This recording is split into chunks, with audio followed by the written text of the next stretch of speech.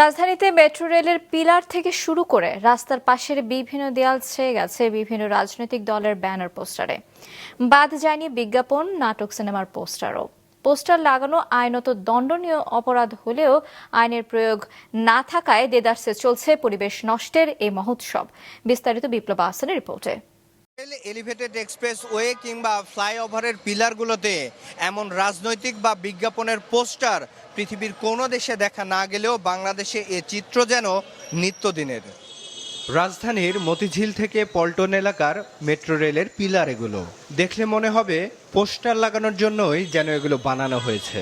Metro রেলের লাইনের শুরু থেকে শেষ পর্যন্ত কম বেশি একই অবস্থা।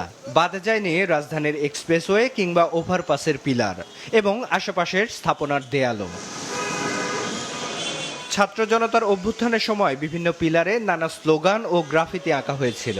এর আগে কয়েকটি জায়গায় ফ্লাইওভারের সৌন্দর্য বর্ধনে আঁকা হয়েছিল আলপনা। সেগুলোর অনেকাংশেই ঢেকে দিয়ে সাঁটানো হয়েছে বিভিন্ন রাজনৈতিক দলের পোস্টার। সাথে আছে বেসরকারি প্রতিষ্ঠান ও নাটক, সিনেমার বিজ্ঞাপন। এত সুন্দর এই ব্রিজগুলির খাম্বাগুলি এবং এই যে দেয়ালগুলি, এগুলি পোস্টারিং করে করে একদম নোংরা করে রাখা হয়, এগুলো দেখতেই খারাপ লাগে। মেট্রো রেল আমাদের দেশের একটা সম্পদ, এটাকে এভাবে করে নষ্ট দেখতেই খুব বিশ্রী দেখা যাচ্ছে। অবশ্যই এটা আইনের আওতায় আনা উচিত। আইন অনুযায়ী যেখানে সেখানে পোস্টার লাগানো ও দেয়াল লিখন দণ্ডনীয়, তবে তা মানে না কেউই। বিষয়টি দেখার দায়িত্ব সিটি কর্পোরেশনের। সংশ্লিষ্ট কর্মকর্তারা বলছেন, মানুষ সচেতন না হলে তাদের পক্ষে এগুলো নিয়ন্ত্রণ করা দুরূহ। অনেক ক্ষেত্রে রাজনৈতিক দলগুলোর প্রভাবের কারণে পোস্টার সরানো কঠিন হয়ে ওঠে।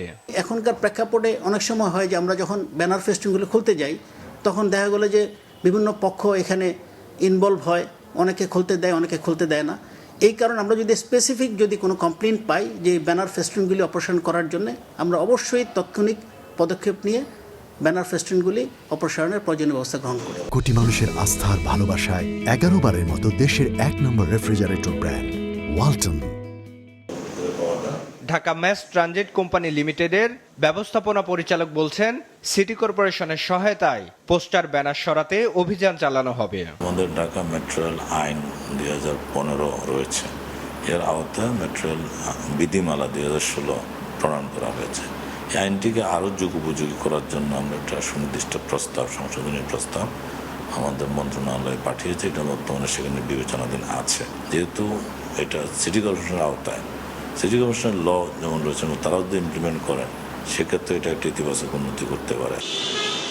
আইন মানা এবং সৌন্দর্য ও পরিবেশ রক্ষায় পোস্টার, ব্যানার ও দেয়াল লিখন বন্ধে সচেতনতা বৃদ্ধির উপর জোর দিয়েছেন বিশেষজ্ঞরা। প্রথমে আমি বলবো এটা দুঃখজনক, কিন্তু কাঠামোগতভাবে আসলে এটা ক্ষতির কোনো আমি সুযোগ দেখছি না। কেননা হাই স্ট্রেংথ কংক্রিটের কিন্তু একটা কাঠামো এখানে দাঁড়িয়ে আছে। তবে এখানে অবশ্যই আমাদের দৃষ্টি দূষণ বা পরিবেশ দূষণের যে বিষয়গুলো, সেটা তো ব্যাপকভাবে তৈরি হচ্ছে। যে শ্রেণীর মানুষগুলো এই কাজগুলি করছে তাদেরকে আসলে আপনি শুধু অভিযান চালিয়ে শাস্তির ব্যবস্থা করলে এটা হবে না, তাদের মধ্যে আসলে সচেতনতা তৈরি করতে হবে। পরিস্থিতি এমনই যে অনেক ক্ষেত্রেই পোস্টার, দেয়াল লিখন না করার অনুরোধ কিংবা গণবিজ্ঞপ্তি দিয়েও ঠেকানো যাচ্ছে না এসব। এখন এ সংক্রান্ত আইন কার্যকর করা জরুরি বলে মনে করছেন সচেতন নাগরিকেরা। বিপ্লব আহসান, মাছরাঙা সংবাদ, ঢাকা।